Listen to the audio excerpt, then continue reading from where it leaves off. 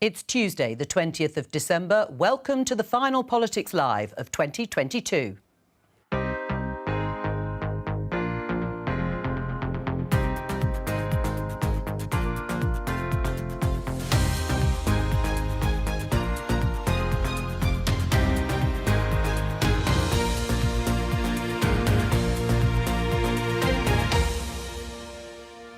Joining me today, Conservative MP and former Cabinet Minister Jacob Rees-Mogg, Labour's Stella Creasy, Andrew Fisher, Labour's Policy Director during Jeremy Corbyn's leadership, and Anita Boateng, a former advisor to the Conservative government.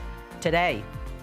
What we're not willing to do is to open negotiations about pay, and that's because we have an independent pay review body. And I've got many colleagues that mental health is suffering, patients are suffering, and I want to see a change.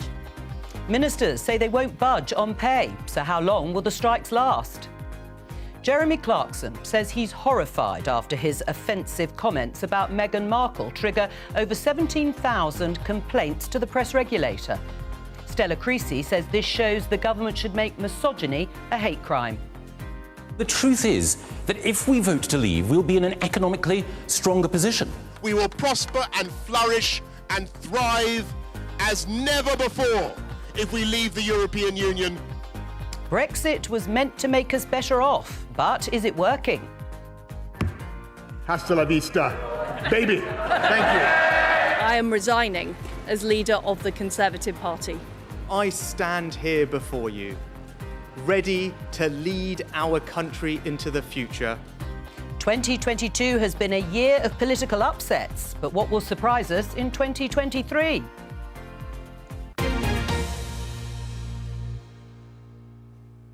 Let's start with the strikes. It's the second day that the nurses are taking action and ambulance drivers are expected to go on strike tomorrow. Let's have a look at some front pages. The Daily Mail has Rishi, I won't back down over strikes. This is The Guardian's front page. Ambulance strike threatens lives of 999 patients, warn NHS bosses. And finally, the FT, crisis talks with ambulance leaders as nurses threaten 6 months of strikes. The crisis talks are with the Health Secretary, Steve Barclay, who's due to meet the unions to discuss emergency cover for the strike by ambulance drivers tomorrow, not pay. So the government's not budging, it says. My question to open the programme, starting with you, Jacob Rees-Mogg, is so how long will the strikes last? Well, I obviously don't know, but we are getting to the point where we should be starting the discussions on next year's pay as well, because this discussion is all about pay from April of 2022, and the pay review body started its work in February of 2022. We should now be looking to 2023 when we've got the inflation figures already. We know what the situation is, and I think there's an opportunity to work on a settlement for next year, which takes into the facts of inflation that we've now had. Are you expecting months of strikes? Oh, and I don't know. I don't think strikes are the right way to go about this. But I think there are problems in the NHS. Before coming here, I cut out some things. Actually, I tore out, to be accurate, some things from The Sun, which I think is extraordinary about what's happening in the NHS. So you've got 20 directors of lived experience on jobs of up to £115,000 a year, and £100,000 on lecturing doctors on how to correctly address pregnant trans men. And then they had a comment column saying a 74-year-old man, the father of one of their columnists, was asked if he was pregnant. Now, if you are wasting money on silly things, you're not going to have enough money to pay the nurses. And we're spending £170 billion on the health service. It employs 1.2 billion people, and it is not delivering the service people expect. Stella? That is a fundamental problem. Yeah. How long do you think the strikes will last? Jacob, you can dog whistle all you want. You were part of a government that wrote off £10 billion worth of PPE by the poor management of contracts. I tell you what strikes me, Joe. This weekend I was at a food bank that was doing a collection for the nurses at my local hospital that was being supported by our local firefighters who were also doing a collection for their staff. These are people we expect to keep us well, keep us safe. And this pay review body took data from the government, it took direction from the government from December last year about what inflation would be like. So it's all very well, Jacob, absolutely we should be looking at the pay for next year, but we also need to look at the pay now because it was based on the idea that inflation would be at 2%. And rather than this I think kind they of took into behaviour- account higher inflation levels they than that, didn't. No, because they it took was in by the the evidence. time they gave the review, their recommendation, data it was from the more like government February, March. No, the data from the government was... Well, and if we look at inflation rates since then, they've gone up further. Absolutely. So there is absolutely... the nurses say they want to negotiate. The government could play an honest broker role here and get people around a table to actually talk about what the pay should be, given the evidence on inflation. And instead you're trying to dog whistle and, of course, bring in that old shibboleth, trans people. No, Jacob, the nurses deserve better. It's actually getting to the point of fundamental reform, and Wes Streeting, I think, has been very helpful on this, having a senior Labour politician pointing out that the National Health Service is not perfect. What is needed, and there's an excellent Secretary of State in the form of Steve Barclay, is getting the reforms in that make sure the enormous amount of money that is spent on the health service is spent more effectively so that people get the treatment that they need when they need it, and indeed that nurses get paid what is necessary. So like the £10 billion then that you wasted on PPE contracts? This is a complete Because that's red about herring. good procurement, isn't it, Jake? No, I'd be with you about good procurement skills.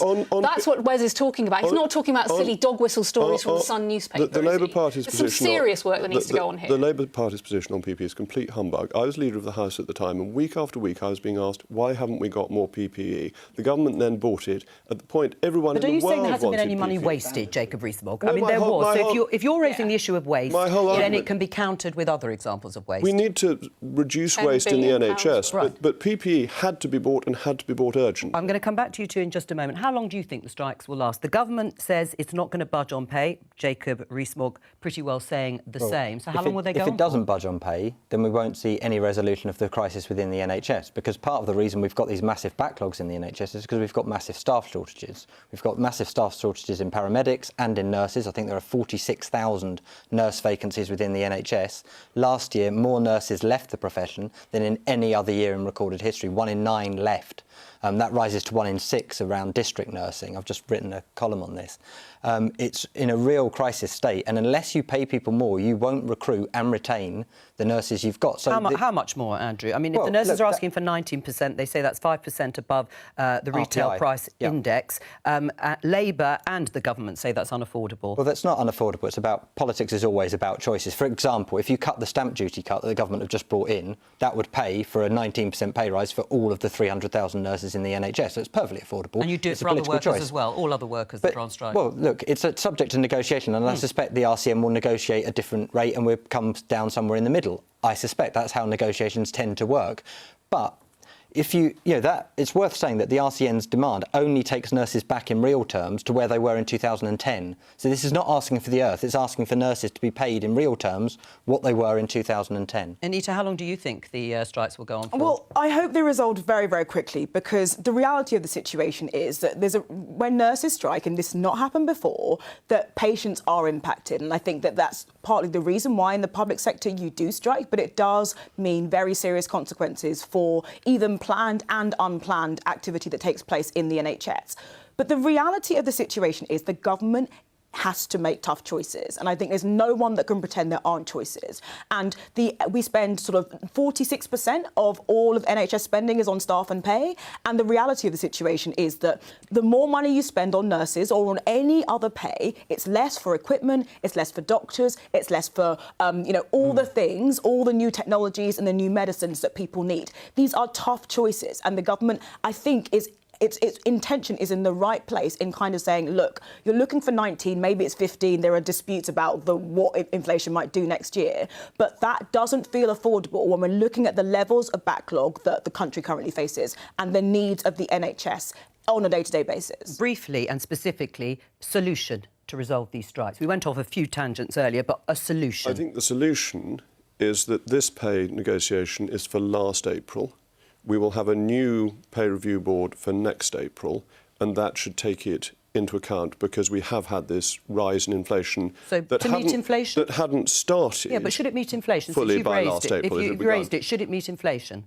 I think it needs to tie in with an overall reform, but I do accept that if you don't have all the nurses' posts filled, part of that will be because of pay, and there is an issue on pay bands, because nurses used to get increments within their band, but 43% are at the top of their band and therefore can't get that. So, but with reform, just to be clear, with reform, you would like to see a significant pay rise for nurses, because you'd agree that nurses are, in particular, justified in blaming the government for the state of their living standards, which have either been declining or stagnating since 2010. Well, that's not necessarily true for individual nurses. No, but I'm not talking about individuals, I'm talking broadly. That's really important. That was the point I was making about people being at the top of their pay bands. Over the last 12 years, it's been possible for people to rise in the pay bands, but now 43% have reached the top, and they obviously can't. So there is some structural issue which I'm accepting.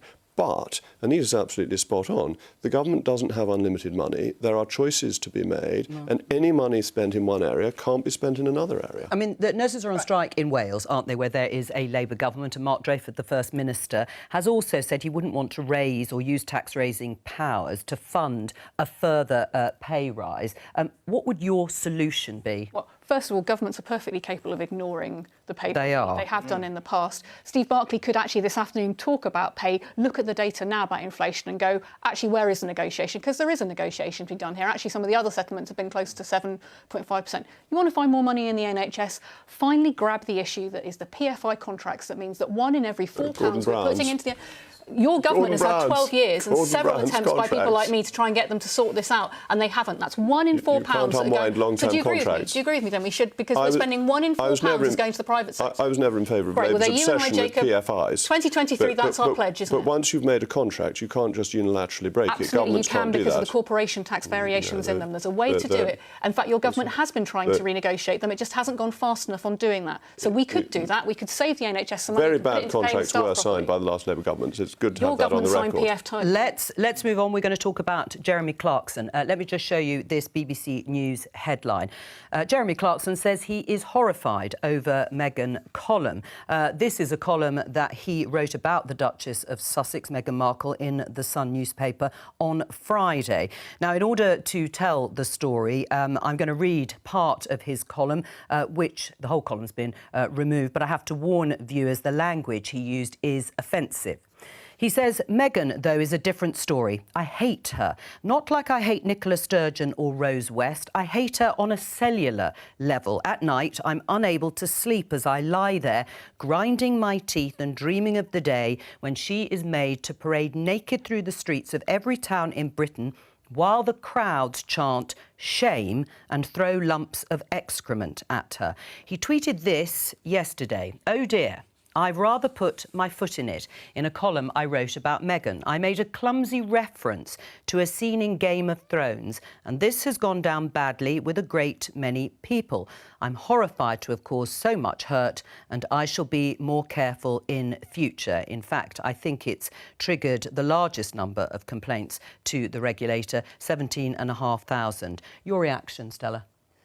Well, actually, what's important about that is the bit beforehand, because he talks about this in the context of a whole series of women that he finds objectionable. And his answer to the feeling objectionable is to encourage the abuse and harassment of them. Now, to be clear, when we've had other forms of hatred, what we've done is said, actually, that drives crimes. Misogyny is driving crimes against women, and we've recognised that in our hate crime legislation. So it's not to create a new crime, it's not to make misogyny an offence, it's to recognise that where it is driving crimes, like abuse, like harassment, then sentences should reflect that. And the cultural impact that's had is very clear. I am middle-aged now. I remember things being on television in my younger years that we would now recognise as deeply racist and creating an environment where racial hatred and abuse can flourish that then leads to criminal offences. It's time to do the same thing about misogyny, because 51% of our country puts their keys in their hands before they go out at night, checks their routes. When crimes happen to them, people say, well, what were you wearing? Were you wearing your headphones? Were you looking where you were going? Why were you out at night?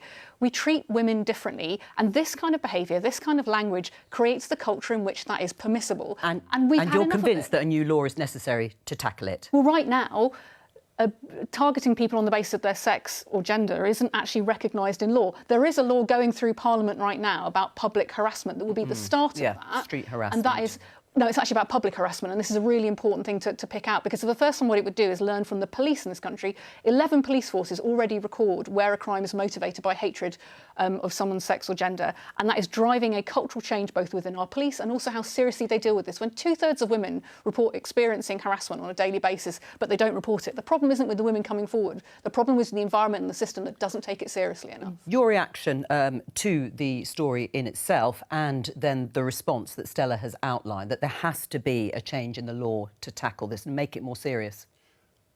I think any harassment or violence against women ought to be treated severely by the law, and violence against men, that we have laws to protect people from violence and harassment, and they should be used and enforced. I think one should always be careful about assuming that the solution is a new law, that there are lots of laws, and the question is, are we using them? And are police processes the right processes to ensure that they are being used? As regards the column, I'm afraid what Mr. Clarkson says is indefensible. I'm not going to try and defend it, and it's unpleasant. I mean, that's what he does. That's how he's made his reputation, is by saying things that shock.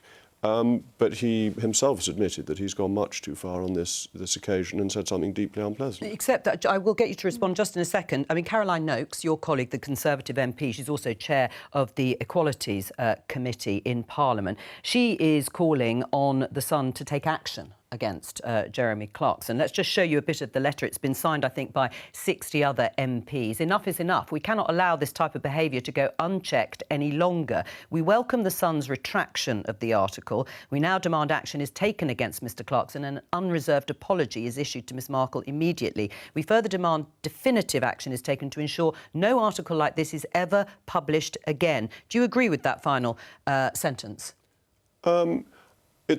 Freedom of speech is very important, but I do not think it is wise of newspapers to publish articles like this. I'm not in favour of politicians deciding what is or isn't put in newspapers, but I don't think it's wise to put things like this into newspapers. Do you accept, though, that when people shout racial abuse from the terraces, something should be done about that? So when we have an environment where we say that using those kind of words from the terraces, it's right that football clubs throw those people out, it's right that we see that as a serious matter. Because we already do recognise where words create a context in which violence and harassment happen. Absolutely. I think if words lead to violence, that is already illegal under existing law. I think it's very hard to believe that what Clarkson is saying will lead to people throwing things at the Duchess of Sussex. So I don't think this is an incitement to violence, but I think it is very unpleasant. So what do you think does incite violence against women then? What culture, what language, what ways of talking, depicting and defining women do you think make a difference? Because we all recognise free speech also means that you can't shout fire in a crowd. That's absolutely right, and these things are always nuanced. There is a line. This doesn't seem to me to be saying that people should actually do this. This is something that he has a fantasy about, and it may be very unpleasant, but I wouldn't make somebody's... So how many fantasies do we have to put up with as women about violence and abuse towards us before you recognise that maybe it's causing a culture in which that behaviour is more likely? I think Jeremy Clarkson could equally have said something unpleasant about a man. Jeremy Clarkson says controversial things. Lots of women in that article. He mentioned several women. It was about women. He didn't say something about a man in that article. But crimes against women are crimes, and they should be enforced, and the law should treat people equally. But it doesn't. Hang on. But do you think Caroline Noakes and other MPs are wrong then to demand that action is taken so you don't see this sort of article again? I think they are exercising their freedom of speech to say that these articles shouldn't be printed. I think that is fair enough, but I wouldn't want it to be legislated upon. I wouldn't want politicians deciding what newspapers can print. I think that would be a very bad way to go. Because then are you saying that you don't think any hate crime legislation should exist, or just that women shouldn't have the protection of it? I think that where there is incitement to violence, that should be illegal, as it clearly is. So there is a gap right now, isn't there, about sex and gender? So your religion, your race, your sexuality are protected, but your sex or gender isn't. I don't think that's right. I think if you incite violence on any individual, that is a crime. If you wrote a piece saying you should go down the high street and burn people's houses down, that would be a crime. If it's incitement to violence... Well, let me let me bring in the other... Do you think it should be a hate crime, specifically misogyny? I mean, I'm not entirely sure where I end up on this, but I think fundamentally there is such a widespread problem of misogyny. There's such a widespread problem of, and it primarily comes from men, abuse, harassment. It is a daily problem. And a lot of the escalating crimes that we see that come, at the very, very sharp end of behaviour starts with things like abuse and then domestic violence, and we can see the parallels. So you would see it as a gateway in that sense. I do think there's a significant problem. I think it is so widespread and so normalised. I think that the legislation is neither necessary nor sufficient, if you see what I mean, to tackling that broader problem of how you end up in a society where people understand from the very beginning that this is not acceptable behaviour. And the challenge, Jeremy Clarkson says he was horrified. I'm not sure by whom, because he wrote it. And secondly, the second point about, the Game of Thrones thing wasn't really the problem. You hate a woman you've probably never met on a cellular level. Yes. And you straight up said that publicly. And I'm just like, that is an issue for your therapist, to be honest, not for a column.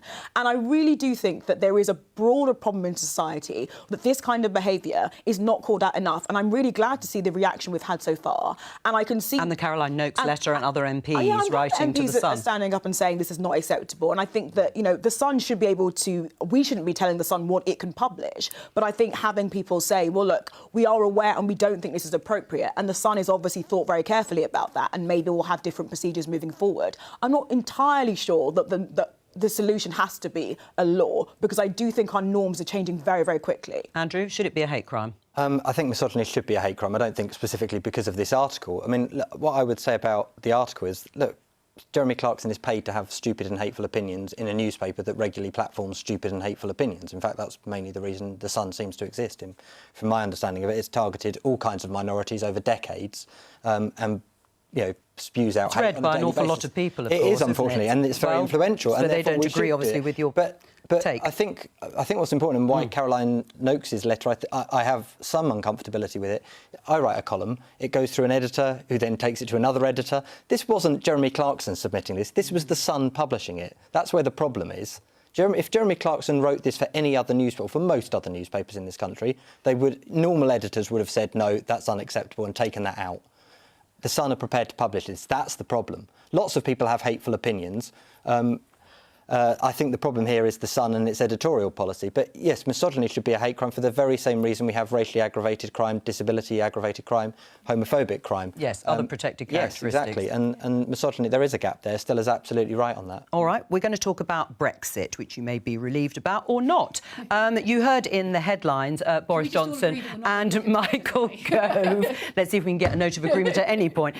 In the headlines, claiming Brexit would make us better off. So while we're looking back at a little bit of Brexit history, it's almost 2 years since Boris Johnson gave a Christmas Eve press conference extolling the virtues of a trade deal with the EU. Let's have a listen. I'm very pleased to tell you this afternoon that we have completed the biggest trade deal yet, worth £660 billion a year, a comprehensive Canada-style free trade deal between the UK and the EU, a deal that will protect jobs across this country, a deal that will allow goods, UK goods and components to be sold without tariffs and without quotas in the EU market, a deal which will, if anything, allow our companies and our exporters to do even more business with our European friends. Christmas Eve 2020. Was it everything you'd hoped for, Jacob Rees-Mogg? Was what? The deal with the and EU? Brexit, yes. Brexit. Yes, Brexit is absolutely great opportunity. We've had it for 2 years, so... We're now in charge of our own laws. Democracy is now in charge of our country. That is of fundamental importance. We no longer have our rules made by people who are being bribed by foreign governments. But I said it's been quite a good step forward. Well, it's been 2 years. Well, let's investigate that, because it's been 2 years. It's quite interesting to investigate, because the Belgians are investigating. What was it? €1.5 million found in used notes in an MEP's house. Yeah, but let's not deflect. Hang on, you two. I let you take this off on a tangent at the beginning, but we're going to stick with the choreography here on Brexit to investigate whether or not it's been a success on your terms or even on Stella's terms, as well as, of course, you two. Let's talk about, though, the impact on the economy, because, as you know, the Office for Budget Responsibility, which your government set up, published its analysis alongside the government's autumn statement quite recently, saying the latest evidence suggests that Brexit has had a significant adverse impact on UK trade via reducing both overall trade volumes and the number of trading relationships between UK and EU firms. You think it's set the UK free. The impact on the economy, though, doesn't look good. Well, I would dispute what the ABR says, as a lot of other economists do. I don't think the ABR is the organisation that gets everything right. None of its forecasts have been right. But this isn't a forecast. The forecast, I take you, but this is saying this is what's happening right here and now. But the forecasts are important, because if you have a body that comes up with useless forecasts, why should you assume it's Holy Writ when it gives its view of the past? So I wouldn't attach that much to the ABR. Now it's saying it's had a significant adverse effect on UK trade. Brexit has been a tremendous and remains a tremendous opportunity. Free trade deals were being voted on with Australia and New Zealand last week. This free trade is the greatest economic boon, and we can remove and Although Brexiteer colleague of yours, George Eustace, didn't agree on the Australia trade deal. He thought that was a rubbish deal. Well, that's because he was representing, and this is back to the Corn Laws, it's a very similar argument. He was representing the agricultural interest and feels that tariffs are a good idea for the agricultural sector, but you're which I fundamentally disagree with. As you say, you go against the OBR, but it's also the Bank of England. Governor Andrew Bailey says there is another of your favourite institutions from leaving the EU, including a long-run downshift in the level of productivity. It's not an impact we're surprised by. The productivity issue long predates Brexit. We have had a productivity issue going back to about 1990, and that's a really interesting and serious issue. And is Brexit making it better or worse? Well, it depends what the causes of the productivity problem are. I think one of them was the free movement of labour and having low-skilled, cheap labour come in, which meant that business didn't invest in capital and therefore didn't get productivity gains. Except that there are huge labour shortages now, and net migration levels are at a record high at 504,000. So which bit exactly? So the issue there was the access of cheap, unskilled labour a reason why people didn't invest in capital, leading to lower productivity. All right. Why would that only affect the UK? Germany and France had freedom of movement and still have freedom of movement, have much higher levels of productivity. Bear in mind that they staggered the free movement from people from Eastern Europe, and the German had it ever since. Yes, but they staggered it for the first few years. So, but I'm talking about productivity from 1990. So they had the first few years when it didn't happen, and there may be other reasons as well. I'm not saying this is the exclusive reason, and I don't think that. Well, I think it's part of the reason that why productivity hasn't grown. I still don't quite know, but just to come back to the sort of the principle, let's go back to first principles. For whatever the sort of historic background that you are setting out, has Brexit boosted economic growth in the UK since Christmas Eve 2020? Well, it's very difficult to tell because we've had COVID. So the economic data are relatively unclear about what has caused various effects. But Brexit provides this opportunity. So, but we need to go through this. So we've got the opportunity to get rid of Solvency II, which is worth £100 billion to the economy. We've got a new procurement bill coming to the Commons in January. And the viewers have heard it, and I will come back to you. But let me just hear from the others. Do you think that Brexit has actually boosted economic growth and productivity? I feel sorry for Jacob because he has to keep arguing that black is white in order to justify. He's absolutely right that the economy had a lot of long-standing challenges. Brexit was the thing that's held us below the line because we are the only G7 country. Jacob, I listened to you and I listened to you trying to say, we can't tell it's a pandemic. We're the only country post-pandemic that hasn't recovered in the G7. The figures from the OBR are deeply depressing. But more than that, you've dismissed the Bank of England, you've dismissed the statisticians, you've dismissed the farmers. I suggest you go and talk to the small businesses in your local... The farmers have a particular interest. The farmers are quite important. I mean, I'm going to sit here and defend the NFU, which understandably thought they were being offered one thing with Brexit and now has seen something completely different. So you think Brexit has made us worse off? Yes, absolutely. I think that Brexit, it won't surprise you, I'm the chair of the Labour Movement for Europe, I think both that Brexit does not have any opportunities, it only comes with problems. What we need to do is get on now and solve those problems, because actually whether you're arguing to rejoin any more than arguing it's all peace and love isn't doing justice to the people right now struggling. And I talk to businesses in my local community who have reams and reams of paperwork, and that's why exports are down a third. I talk to musicians who just can't tour anymore because it's not worth it. I talk to people who are missing out of jobs because of the professional qualifications issues. There are lots of very practical things now we just have to get on and sort out because this government has made such a hash of Brexit in of itself. Do you agree with that? No, I think that the very worst predictions of Brexit haven't happened. The very best predictions of Brexit, we're not there yet. And I think the challenges our economy faces are huge and fundamental, things like productivity, things like recovery from the pandemic. And I think that Brexit is slightly a distraction from some of those huge problems in our economy and some of the things that we need. So I would say that Brexit was neither going to be this magical thing that was going to turn around our economy, nor was it going to be this perilous disaster. And I think there are some pragmatic things like Solvency II where you can see advantages. I think the fact that the public is in general more supportive of immigration and on skills is a positive thing for our economy. So I can see those benefits. I think there definitely have been challenges around particularly Northern Ireland. We can all talk about it. So I think that in a way we get too hung up on the issue of like Brexit good or bad and not on on the economy. I mean, I'm trying to focus this on whether it's made us better or worse off, because that was the metric set by Michael Gove and Boris Johnson and Jacob Rees-Mogg and others, that we would be better off. Has it made us better off or worse off in these 2 years? Worse off, and all the evidence shows us that. But I think it is right to say that there are other things that have had a bigger impact since Brexit, like the pandemic, like the inflation caused by spiking oil prices and so on, and the government's failure, not just this government, but successive governments, to invest at a level that other countries in Europe do invest at. There are low levels of investment in the UK. I don't think that's linked to migration, as Jacob says, because other countries have high levels of migration and also invest higher in their economies. We've also driven down wages, which means consumer demand is much lower than it is in other countries.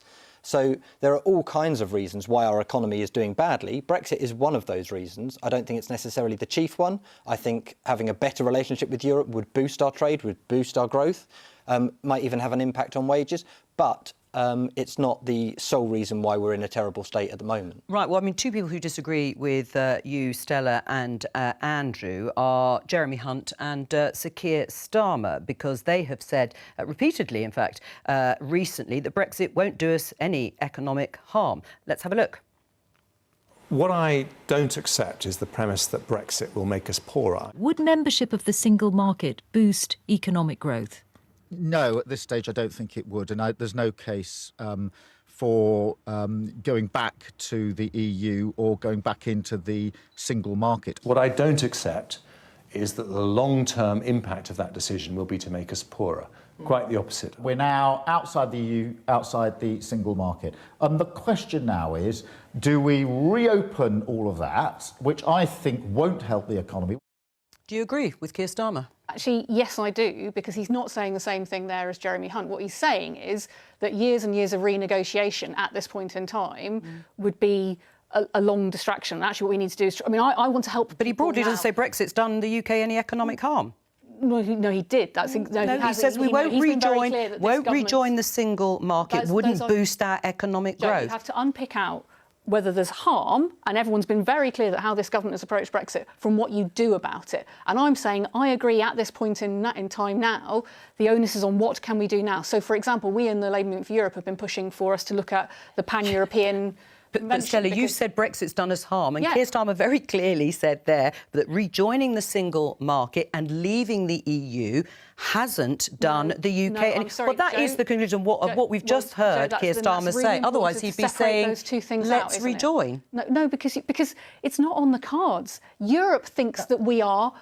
I mean, you can understand from their perspective, they've had 7 years of us being like Jacob. They're sick of us. So we have to re-earn their trust, but we also have to show what we could do now. I'm trying to talk about what we could do now. For example, on the rules of origin, like the Pan-European Mediterranean Convention. Negotiating the single market isn't an in or out thing. There's various different things about alignment. So a Swiss-style deal. But again, that would take a long period of time. Look, I've got businesses that are going to go to the wall now, right? I want to see what we can do now to help them start to trade again, because the conditions that Jacob and co have put together, and we haven't even begun to talk about the economic hit of the retained EU law bill, which is definitely your fault, Jacob, because you came up with this crazy dashboard of it. It's fantastic. Well, you're wearing it as a badge of honour. Which is like pouring petrol into a fire. I mean, you know, most organisations have described it as another Kwasi Liz Truss special, because it is so reckless at this point in time when business is struggling to then tear up thousands and thousands of laws to create even more uncertainty about workers' rights, consumer rights, environmental protections. This is why Sir Keir is right. We shouldn't rejoin the single market, because the single market is the regulatory form of the European Union which makes economy is inefficient. But were you surprised to see Jeremy Hunt and Sir Keir Starmer, arch Remainers, you could have said originally? There is more joy in heaven over the one sinner who rejoiceth than over the 99 who aren't in need of repentance. Thank you for I'm delighted by their endorsement of Brexit. But the retained EU law bill is one of the great Brexit benefits. It means we can have an efficient, competitive economy and get. But we haven't seen it yet. We have seen the bill it. is but we haven't seen the evidence of it. We've got the nobody list. knows what it even covers. It's absolutely yes, all right. Yes, well, we do. The website contains the rules that are affected, 2,400 of them. It's actually 4,000 and rising. Your own government admits you don't know all the laws that you're deleting by accident. This gives the opportunity don't talk over each other. to have a more efficient and competitive economy. Listen, we've tried to talk about the economy in terms of whether Brexit has boosted it or harmed it. But in terms of politics, Anita, is the political consensus and public opinion still there for Brexit? Because Sir John Curtis, psophologist, polling expert, cites a recent poll suggesting that 2 in 3 voters believe Brexit has gone badly. This is in The Independent. 65% of voters say EU withdrawal has gone badly. Do you think the politicians need to take notice of public opinion? I think that focus groups are more valuable than polls in this kind of thing because, you know, do you feel positive about the economy? Probably right now most people would say no. Has Brexit gone badly for the economy? Most people would therefore say yes. I get the feeling that a lot of people don't feel hugely strongly about Brexit. And I think there's a group of people on either end that want to talk about it all the time, who don't want to talk about it all the time. And everyone in the middle is basically like, yes, I will make a decision as and when I get asked about it. So I don't get the sense that it's an overriding priority for people. And therefore, because people feel negatively about the economy as a whole, they feel negatively about Brexit. All right. I don't think it's much more complicated than that. I'm going to play a clip from the Labour MP Clive Lewis, who said on Politics Live here, sitting in Stella's seat last Wednesday, that the ultimate aim of Brexit was to deliver Trussonomics. Let's have a look. One of the reasons I was so against Brexit wasn't for any particularly European identity ideological reasons. It was because I knew what was coming. And I think about Kwasi Kwarteng and Liz Truss. Well, they were coming. If they just rolled that pitch a little better... You could predict Liz Truss and Kwasi Kwarteng. Well, the politics and the policies that they were going to... The massive tax giveaways that they were going to give to the wealthy, that's what partly Brexit was about. Do you agree with that? You just said yes. I think it was. Could you see that coming? Is that what it was about? No. Let's be careful about which bit I agree with. I think the whole point about, for some on the right of politics, their dream of Brexit was to have a deregulated, low-tax economy, kind of Singapore-on-Thames, but without the housing regulation that Singapore has, and nationalised land, which Singapore has, which they wouldn't want. But, you know, kind of deregulate the City of London, and that would create growth, low taxes, poor public services, and that's the direction that some of the Tory parties always wanted to go in. And that's what they saw Brexit as a step towards. Now, that's definitely true, but then there are others, including Jacob at one point and Nigel Farage, who said, well, actually, we might have a Swiss-style deal, we might have a Norwegian-style deal, which, of course, is partly in the EU, effectively. You're either in the customs union or the single market. The Swiss have got Schengen, so free movement. You know, they were floating that these ideas were still possible, but actually, when it came to it, I think Clive is right. They were pointing in more in that sort of free market, deregulatory territory, which is what Jacob's just said about this massive repeal of 4,000 laws, the deregulation from the single market. Now, of course, if you deregulate from the single market, what that means is you can't export your goods into the EU because they require higher standards. And actually what you see is we end up trading with other countries that have lower standards, which is why our farmers are up in arms with the Australia and New Zealand deal, because rightly, Australia and New Zealand, which have massive agricultural economies, have said we want to be able to export our goods to Britain, therefore you need to lower your standards. And that's what Liz Truss has signed us up to. Right. Well, I mean, it's funny in terms of forecast. Tony Blair, Anita said in 2017, the only circumstances in which Brexit works, and this is the fantasy of the real Brexiteers, they are in one sense right. Leave Europe. Britain should become a light touch, light regulation. The risk is the British people won't vote for that. They're not going to vote for the huge economic and social restructuring, to the changes to the health service and other things that would require. Was he right? Well, the reality of the situation is that there are some things where we can regulate less. There are others where the public wouldn't want it. I think the financial services sector is a good example of where we have seen potential benefits that may come from the current legislation going through Parliament that could allow some more flexibility, that's allowed the financial services, which is a huge part of our economy, to remain competitive. There was a lot of doom and gloom about how the minute that we left the EU, you know, Frankfurt would overtake the UK. The UK has stayed in pretty much second place to New York. And I think there are some benefits that we're going to see. I just think this all or nothing way of thinking about Brexit doesn't actually lead to grown-up politics or grown-up policy making. Except that's exactly what the retained EU law bill is doing. It's going to delete 4,000 laws. I sat on that committee, so I've gone through all those 4,000 laws, such that we can find, because as I say, the government admits they don't know which laws it affects. They are clear that it affects your maternity rights, your paid holiday rights, your compensation right if your flight is delayed or your luggage is lost, the rules about whether there's chemicals in your cosmetics. The government is very clear that all of those rules need to be rethought, and the powers that it gives ministers, not Parliament, so it doesn't take back control to Parliament to decide what happens next. The only laws that they've already decided they're going to keep are about bird flu. So this government is literally for the birds, but your maternity rights, your working rights, your basic pension protections, get you to respond in they're just happy to delete But do you them. agree with Clive Lewis that this was always what Brexit was about? Tax cuts for the wealthy and deregulation in the way that you said it. Is that what it was? The bill explicitly writes deregulation into law, so it says that the only things that can replace these laws in British laws, so this is not about the single market, have to be lower standards. If that's the case, why did it all go so horribly wrong for Liz Truss?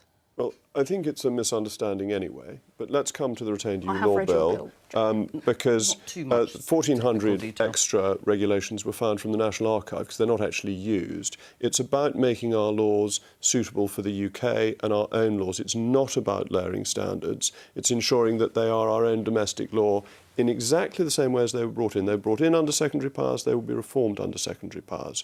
And we will help free up the economy and as we do. On the fundamental question, it was all about democracy.